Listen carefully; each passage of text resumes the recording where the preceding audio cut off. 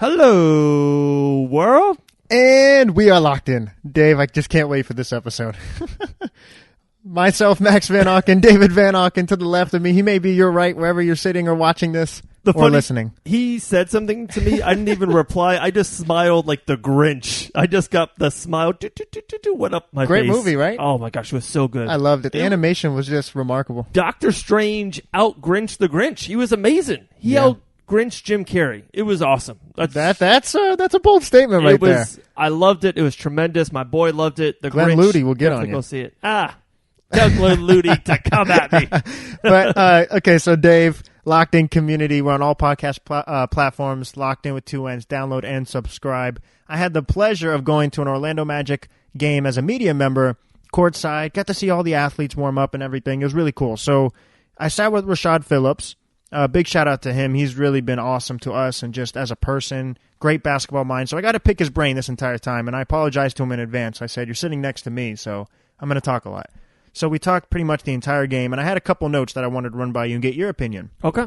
So before I even get in the locker room and talk to the guys, we're watching this, and a couple things stood out to me.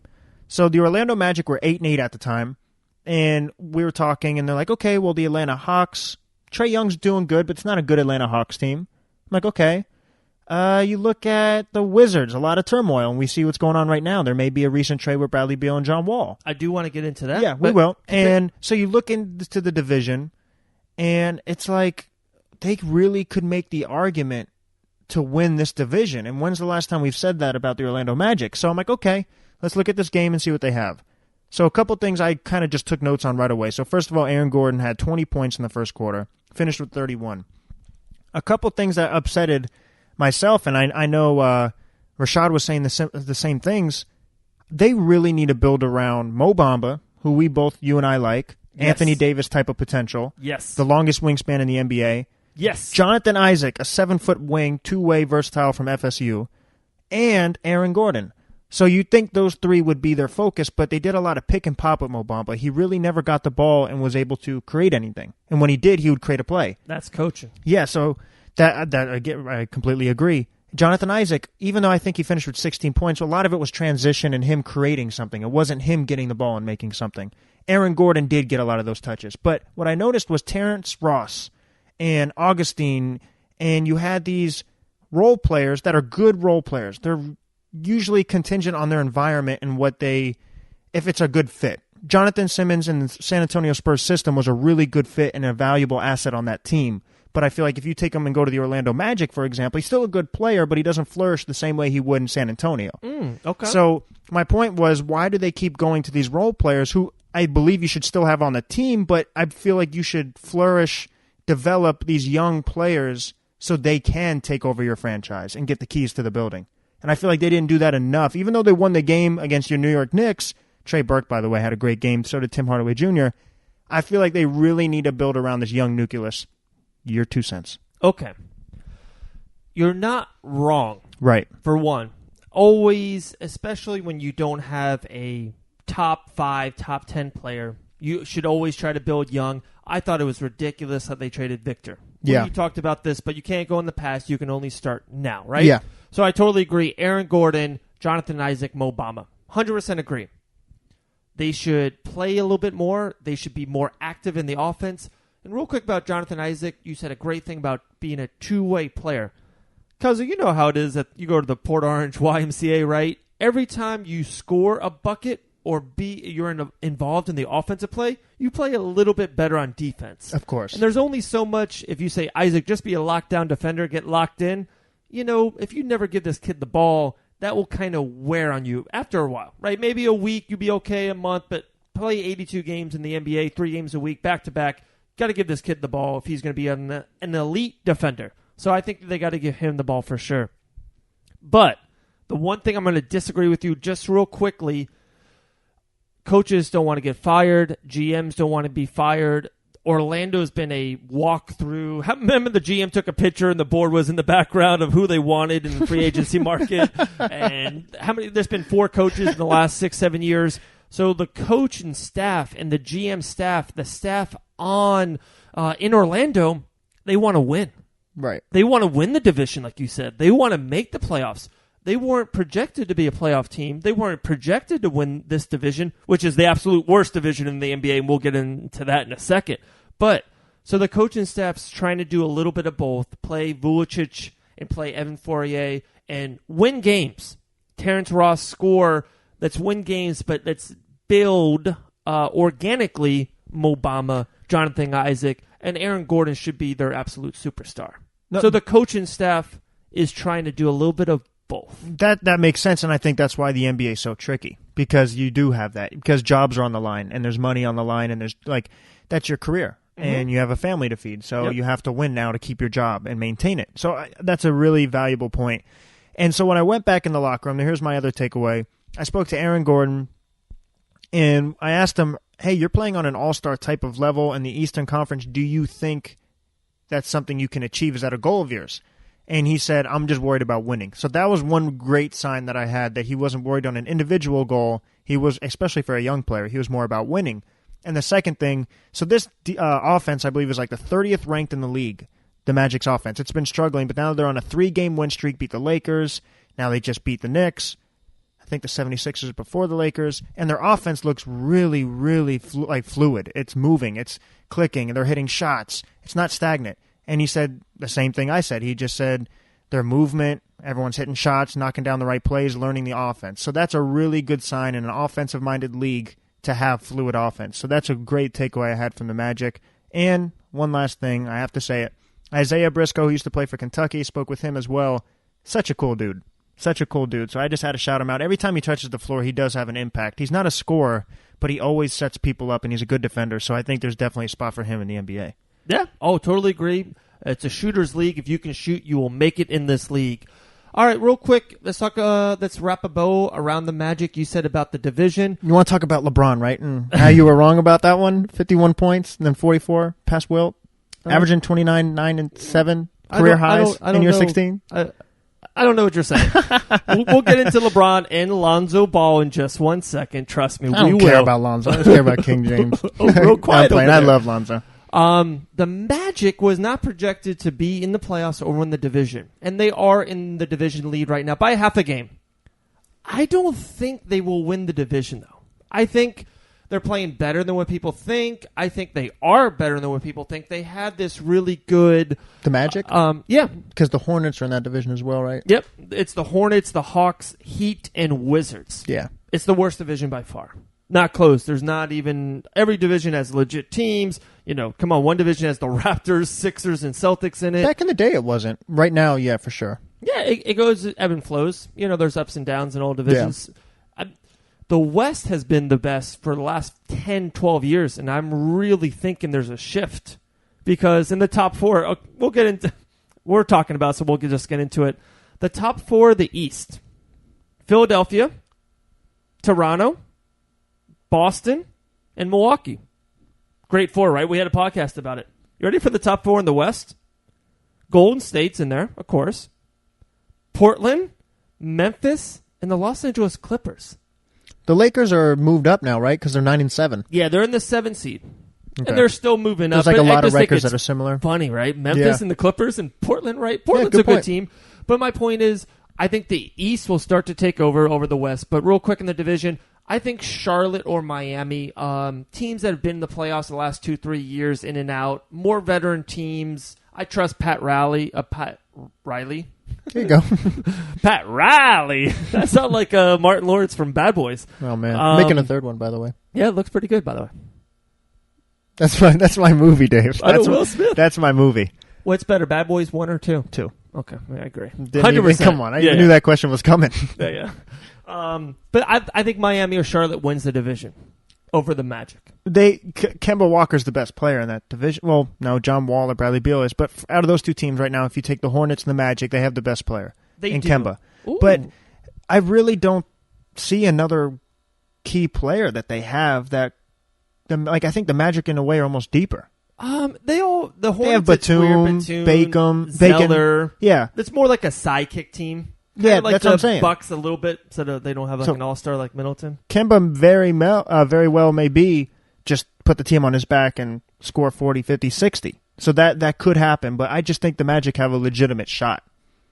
I mean, even the Heat. I mean, Dragic is good. He Yeah. was an all-star, by the way. We didn't mention him in our all-star combo. I don't think he is, but I'm just saying he was last year. Yeah. So you take Dragic, Mm-hmm. Whiteside. That's what I'm saying. So who really helps your argument? No, so I think the Hornets. And for one, Miami's always usually pretty aggressive in the trade deadline. That's for one. Yeah, great management. Winslow, Richardson. It's weird. The Wade. Heat, yeah, Dwayne Wade. Wow. They're more of like, they have a really good, their 3 through 8 players are really good. They don't have a superstar. And like, I guess Gordon and Whiteside are their superstars, but it's more of they have Josh Richardson, really good player. He's a good player in the league. So to kind of, if you had to, I think the Hornets win the division. I think Kemba Walker gets it done. And you just said the best player in that division. Man, Max, I think Kemba's better than John Wall right now. You know, maybe not a better career, maybe not better 4 years ago, and John Wall was awesome. Over Bradley? You know how I feel about Bradley. Bradley's the best player in the division. And I think... You just said Kemba. So Kemba over John Wall. Okay, just so them two. Bradley's above both. Yeah, oh yeah. I have him on a pedestal. I think, hey, I'm on an island right now, and I can't wait till it happens if he gets traded to the Lakers. Yeah. And if that happens, he will just be elevated so much more. Oh, for so sure. I guess I've always been homerish to Bradley Beal, so I'm trying to take him out of it. I think to the masses, I think everyone thinks it's Kemba or John Wall. Mm-hmm. And I think right now, I would debate Kemba Walker. I don't think you're really crazy either. He just had 60 points. He's a better shooter, a better scorer. Yeah. Their team is doing better. Yeah. So, and what he's done with what he's had, like if you had Bradley Beal with Kemba, they'd probably be better. Oh, yeah. So, agree. No, it's a good point. Wow. This division is up for grabs? It is. It's up for grabs. I can't wait to go to the games. Can I go on my King James spiel? Absolutely. Can I do it? The floor is yours. So, Dave, look, I understand. Giannis is playing like a monster. I completely understand. I was just disappointed in you because you're a King James guy. Mm-hmm. So I'm like, if anybody understands King James as well as I do, it's Dave. I would put my faith in Dave. If I had to leave the planet and go with Guardians of the Galaxy for some reason to protect the universe, I know Dave would hold it down to support LeBron James when everybody hates him. Okay. And I felt like you left me.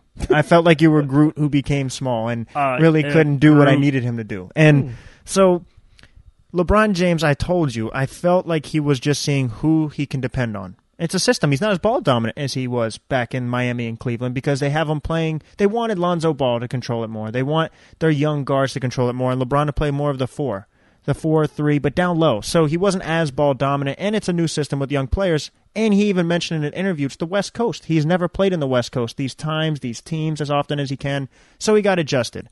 And I heard a stat today. Every team he's been on went 9-7.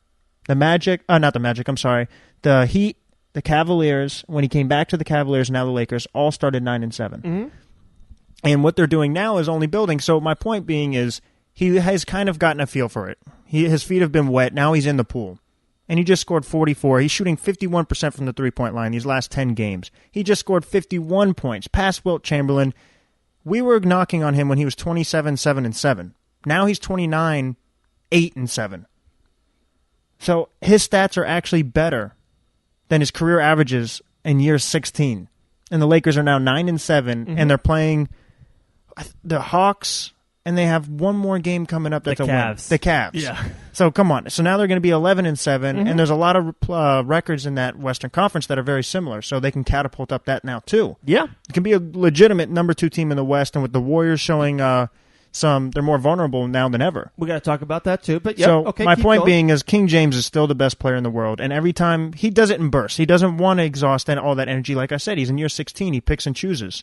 It's more about the June. That's what we judge him on. But when he wants to show you, he's still the best player in the world. Do you agree? I disagree. Oh my God! Here we go. You're no longer part of the Guardians of the Galaxy. I am Groot. All right. I've never. I'm a pro Laker guy. I'm not. I don't think you are anymore. Because I don't think he's the greatest player in the world, and I think Lonzo Ball is overrated. Does not mean I don't think the Lakers are going to be better than what almost everyone else thought, maybe except for you and Chris Broussard. I have the Lakers winning a playoff series. I have the Lakers going deep in the West. I love Kuzma. I love Ingram. I love the addition to Tyson Chandler brings to the team. Josh Hart as a role player off the bench. They have pieces. I liked Rondo and Stevenson off the bench.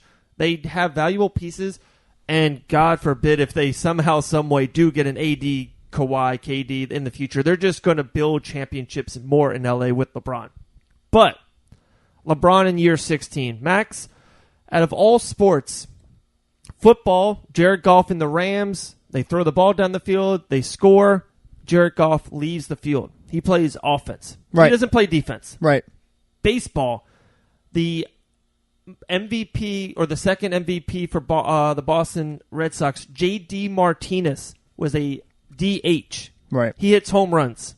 He doesn't play defense at all. Right. Baseball, too, even Mookie Betts, who was the MVP, gets involved in defense rarely. My point, LeBron has degressed so much on defense. And on basketball, it's 50-50. You play 50% on offense and 50% on defense. So my point is, he's degressed so much on... He is in year 16. And it's no knock to him. It's not saying I'm being critical on... He just doesn't have the energy and the stamina and the... You said in burst. He doesn't have the burst as long as players like Giannis and Kevin Durant and Steph Curry that are in the prime of their career. I don't think that's overcritical to LeBron James. Let me rebuttal real quick. Sure. One thing where LeBron will have over Michael Jordan, if it's not rings, it will be the longevity. Michael Jordan at this time was on the Wizards, not doing anything. Magic Johnson, Larry Bird didn't even play in year 16. So if he's LeBron and he knows this is what I have over Jordan, I'm going to keep doing as long as I can and elongate my career. So why would he go on a regular season game and put all of his effort into every defensive play? Because then that can take away from his longevity, and that's, in the grand scheme of things, bigger than that Tuesday night game. So what he does do, though, is show you I still can play defense when I want to do it. And he got a massive critical block, I believe it was on Nurkic, when it was when he had that 44-point game against the Trailblazers. And so when he wants to play, he's still an elite defender. He just doesn't do it often because he knows in the grand scheme of things, this Tuesday night won't affect my legacy. Okay. But you just said he doesn't do it often. And I think the greatest player in the world should play defense often. I'm just using your words, not mine. He doesn't try as hard on a Tuesday night. And I agree. If it was Game 7 in the finals, I pick LeBron. My kids depend on it, their lives. It's like, you get to start a team, I pick LeBron first. But it's not just a one game, it's not a one possession, one quarter, it's a full season. And I think in year 16, he doesn't have the burst long enough. He doesn't try as hard on a Tuesday night. He scored the 44 points. I think, was it a triple-double or very close to a triple-double? One rebound away from a triple-double. One rebound. At home, beat Portland. Awesome. Then he had a game in between. I'm going to get to there. 51 against the Heat was amazing. The game in between that, he lost to the Magic. Mm-hmm. And I think, that's what I mean. I'm not trying to, I don't think critical. Giannis, Kawhi Leonard, and Kevin Durant and Curry, they usually don't lose that game in the middle just because they are younger and their body can go longer. Let me interject. Mm-hmm. Kevin Durant without Steph Curry, they just lost 5 of the last 7 games. So he has been losing those games. And so maybe it's not Durant, maybe it's Curry. Maybe Rashad Phillips was really onto something that he is the best player in the world. If you give LeBron James, Kevin Durant, Draymond Green, and Klay Thompson, he would be winning those games in every other game. So my point being, okay, so then you mentioned Kawhi Leonard. Mm-hmm. Yeah, Kawhi Leonard plays defense, but nobody even remotely close controls the game the way LeBron does. He literally, on a switch of a dime, is like, I'm going to control this game. I'm going to take it over and win. Kevin Durant can't do that. Giannis doesn't pass as good as LeBron. He doesn't shoot as good as LeBron. Mm-hmm. And he can't control the game as well as LeBron. So he hasn't, and he may never reach that level. He may put up amazing stats. He may average more points, rebounds, and assists when LeBron gets older. But he will never be able to control the game the way LeBron has been able to control it. That's just a basketball IQ that's above everybody arguably to ever play. Yeah, no, I agree on the control and the game point. But just the Bucks are 11-4 and the Lakers are 9-7. Well, Western Conference, Eastern Conference as well. So there's 4 elite teams in the East. I think the East is better than the West. I think they're a little more top-heavy. You can make the argument the top 4 teams, but the rest, we just mentioned the Hornets, the Heat, you have the Pistons, you have the Magic, and so you just said like they should have beaten the Magic. But in the West, you may not have as top-heavy right now, but the whole Western Conference is a tough game. So you're saying they have more C and B teams? Yeah, the East has more A teams? Yeah, at this point right now, yeah. Okay. You know what I mean? So, even the Trailblazers, I know they're but two if the right Lakers should be a B or an A team, like if you think they're a 2 or 3 seed, they should be an A or B team, so they should beat the C's or B minuses, if that makes sense. They will. Okay. Giannis has had this group for a while. Yeah. And that's what I'm saying. Even though Kawhi Leonard is going to the Toronto team, this team isn't really a new team. 13-4. Yeah, they're not really a new team, though, because they didn't add as many free agent acquisitions as the Lakers did. The Lakers brought basically a whole new team in. Lance Stevenson, Rondo, Tyson Chandler, JaVale McGee, LeBron James, Michael Beasley. Yeah, but those guys, Beasley doesn't play a lot. The most of the minutes, Kuzma, Ingram, Hart, and Ball, especially with Rondo's injuries, those 4 guys play the most instead of LeBron in the center. Yeah, but that's like 3-4 players, Dave. The rest is free agents. Well, I know, but those guys don't play that much. I feel like Rondo, Stevenson, Chandler, McGee. Well, they play McGee starts, Chandler starts. Well, no, the center spot and then just LeBron. The rest of the Lakers have been there. Like the Raptors, the 1 through 4 is the same, just like the Lakers. Yeah. If that makes sense. I do get the center and the bench is totally different. In closing, your last thing with LeBron real quick, and then I want to get into the Warriors. I really do.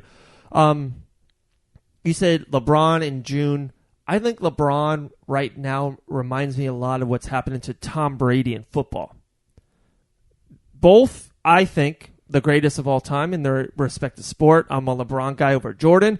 I'm a Brady guy over Montana. Me as well. And I think they have a shot to win more championships in the future. But in this 16-game season, and Tom Brady, that Sunday Night Football game against Aaron Rodgers, turns it up. He can boost it up. In burst, he's the best in the world. But in the 16-game long span, Pat Mahomes, Drew Brees, and Jared Goff are all statistically, even Ben Roethlisberger at that point, are all statistically better than Tom Brady. And Giannis, Kawhi, Steph Curry, I think, are just night in, night out better than LeBron. Not long term, and if I had to pick one game, I still pick Brady and I still pick LeBron. But long term, 16-game, 82-game season, I think Steph Curry and Drew Brees are now better. So how about we reshape the statement and say LeBron's still the best in the world, he's just not having the best season? Tom Brady's still the best player in the world when he wants to be, so he's the best player in the world. He's just he has different priorities. He didn't have the best season. Oh, I kind of agree with that. So the best businessman doesn't work on the lowest account anymore. They're the best businessman. They're over them. Exactly. So Giannis is the best player on Tuesday night. Yeah, on Tuesday night. But I know if I wanted one game to win the game, it's LeBron. Oh, I agree. So that's why I think Tom Brady and LeBron are still the best players in the world. They just don't have anything to prove like these young guys do. So they're not going to have the best season. They're more worried about the grand scheme of things. Legacy is determined by championships. Oh, yeah. So I think LeBron really sees that. And same with Tom Brady. Those are two players that I don't think we'll ever see in this type of fashion about how they take care of their body, their self-awareness, their ability to look into what's going to affect them, not only short, like right now in the short term, but long term. So why would LeBron really play defense every night? Well, I agree with you. I wouldn't, but that's what you have to do to be the best player in the world night in, night out. Like I agree. Like, right. You know, I used to work 82 hours a week when I was 16 to pay the rent, and now I'm older and I make a little bit more money, so I work 70 hours a week. Of course. You know what I mean? It's just like that. But then, okay, here we go. Yep. Golden State Warriors. Yes. Kevin Durant, Draymond Green, Curry's out, Clay is Clay. I want your 2 cents, and then I will rebuttal or put all my poker chips in the middle and agree with you. Sounds great. Go. All right. You don't even have to tell me what. So what I think with this situation is it does prove Curry's the best player on this team, or if you want to say Kevin Durant's a better basketball player, there's no argument that Curry's more valuable. He is the Tim Duncan to this team. He's the leader. He's the voice in the locker room. He may not be the tough guy, but everybody looks up to him, and if he does something, everybody else falls in line. He is their team. He's the highest basketball IQ. So you take him away. They just lost 5 of the last 7 games. They're not the same without Curry. That's just obvious. It's not even an argument. It's not a debate. It's just facts. The 5 of the last 7. So what Draymond said to me personally, I related to when we play on the court. I've gotten emotional and I've said things, but I've never called a dear friend of mine that word. I've never done that. I mean, I've said you suck, and I've talked trash, and you can't. You're just going to miss this. But I've never gone that deep and called them the B word and said we won without you. Me personally, I've never done that. Sometimes you can't come back from that. Yeah, right. Yeah, so I think there's certain arguments that people can have, but there are the ones that separate it to be permanent is things that are said that are heartfelt and that, like you just said, you can't come back from. And what has Kevin Durant's biggest knock been? He has rabbit ears, and everyone says you joined the 73-9 team, you joined the bandwagon, and he responds to people on Instagram and Twitter, so you know it bothers him. So to hear that from the guy who recruited him and how he truly feels, I think will always stay with him. Now, they may put on a smile, and they may realize, well, let's still win a championship, and they probably will still win it this year. But I think in the grand scheme of things, when they go into free agency, that's something that will be in the back of the mind of Kevin Durant. And it already was. It already was that he joined this team. So heading into free agency, he probably already thought about it because I want to win without them. So now for Draymond to do it, and then you see a clip of him. Now, there's always a lot of clips. People get emotional on the court, but to say, all right, that's why I'm out. He clearly said that after it. Yeah. My belief, I thought he was going to stay, but I'm leaning towards he leaves. Now, that's a debate for another day on where he goes, LA or New York. But I personally think this is something that you just can't go back from. Okay, 100% agree. For one, you think that Durant was on the fence going into the season, and if they won 75 games, win a championship, triple MVP, NBA Finals MVP, maybe he stays and just like, guys, I'm just adding to this legacy. I could be a top 10 player of all time. I get 6 rings, 5 rings, 4 MVPs, all this scoring title, just legacy talk, right? Right. But now with this drama and the chaos and Draymond yelling at him and just like you said, you don't come back from that. The argument of, hey, the two things, the B word, that's the Kevin Durant's weakness, and the, dude, we don't need you, we won without you, that's the second thing. And he went both. Like, he didn't attack him once. Right. Like, Max, you didn't say, hey, I'm taller than you and stronger. Like, I know that. I know I got maybe better hair than you, but I know you're taller and stronger. Like, you didn't attack both of those. You know what I mean? Right. So I don't think you come back from that. A couple things I kind of just want to add to it. For one, 100% Steph Curry's team, Kevin Durant needs to go somewhere. And before this, I thought 0% of going to the Lakers because I think Kevin Durant wants to be his own man and be the absolute number one and win a championship. Certainly. But now a little bit, this is like the ex-girlfriend thing. Mm-hmm. There's a little bit of this that goes, dude, LeBron, I wasn't going to join you, but I don't even care about me anymore. It's about beating Golden State. I don't want Draymond Green to ever sniff another ring. I don't want them to sniff another NBA Finals. So if I go east to the Knicks or to the Wizards or to the Celtics and they move Gordon and then I play them in the finals, cool. I don't want them going to the finals. Get Golden State out of here. I'm coming to LA. Shoot, they might bring a Kawhi, a Clay, or an AD with them as well in the upcoming years. I don't want Golden State to ever win. It's almost more of a revenge. It's more of a I'm doing this to spite you kind of a move. And in closing, I thought he was more gone than more in, but it was on the fence. Now 100% gone. And I'm not going all in with the Lakers just yet. I think the Knicks is a bigger possibility than what people think. I think Porzingis will come back this season and will prove that and just kind of play through it. Play the rust off, and next year is ready to go. The rookies, Traore and Knox, will build, get better, just more minutes and more minutes. And then I called it kind of 3 weeks ago. I was in Gatlinburg. Tim Hardaway Jr. is playing like an all-star level. Yeah, he's the center focus right now. So yeah, and he's like almost a little diamond in the rough. People don't know how good he is. And if he's your 3 in a way, because you got Durant and Porzingis, that's one of the best big 3s in the whole league. Yeah, you can make that case. Now, just a quick rebuttal, because I don't want to go too far into it, but by him going to the Lakers, is that him joining another team that's already been established, though? Yes. So, like, is that in the back? Will the animosity towards Golden State override his big criticism? That's the question. Like, going into the season, like, there's no way he would do that because you're kind of just doing what you just Same did, thing. And you're joining Curry's team, now you're joining LeBron's team. So you're not going to do that. But now this is, I thought they would have a smooth transition, like a thank you. Hey, Durant, it was awesome. Kind of what LeBron in Miami, like, LeBron, it was awesome when you came here. You gave us 4 years, 2 finals wins, 4 finals appearances. You were great. We love you. Have a great. And we know you're going back to Cleveland. Have a great life. I thought that's what it would be with Durant and the Warriors. Right. But not anymore. Yeah. I think it's revenge, vindictive, spite, Grinch before he got his triple heart. Yeah. It's a good point.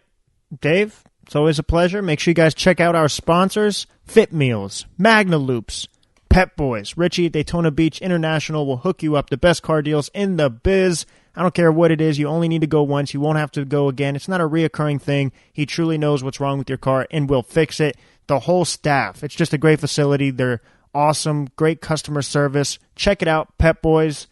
Dave, this is one of our best episodes. They better download and subscribe. Locked In with 2 N's. That's how we get the nice mics. Any podcast platform. Guys, any phone you want, driving to work, working out, you're at Pete White's gym hitting the bag, download and subscribe. And guys, we only have a couple more days at Magna Loops on Facebook or magnaloops.com. Right. Use the promo for 25% off. Looped in with 2 N's, 25. Looped in, 25. You almost have a couple days left. Guys, happy Thanksgiving. There's so many things I'm thankful for. One of them are Max Van Auken, the Locked In cry podcast. over here. We're making moves. We're making noises. We got so many big things coming up. There's so many. I just want to have like 6 major announcements, but we have to wait. We have to hold in these announcements. We'll break in news weekly to you. We got big stuff coming up. Man, you made me cry over here. I'm thankful too. But anyway, guys, happy Thanksgiving. Yes. And like always, stay locked in.